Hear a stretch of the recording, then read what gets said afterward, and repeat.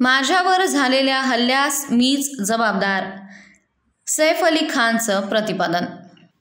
अभिनेता सैफ अली खानवर जीवघेणा हल्ला झाल्यानंतर त्याने प्रथम एक मुलाखत दिली असून आपल्यावरील जीवघेणा चाकू हल्ल्याला आपण स्वतःच जबाबदार असल्याचं म्हटलं आहे।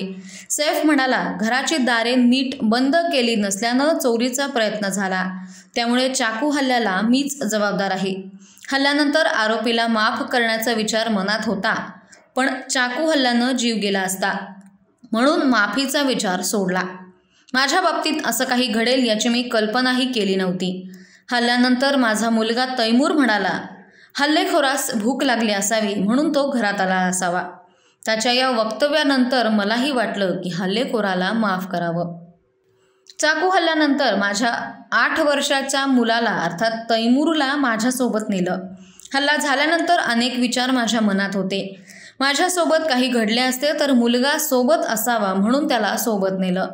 हल्ल्याच्या दिवशी चालक घरी नव्हता, त्यामुळे रस्त्यावर जी रिक्षा दिसली त्याच्यासोबत मी रुग्णालयात गेलो, असंही सैफ याने सांगितलंय।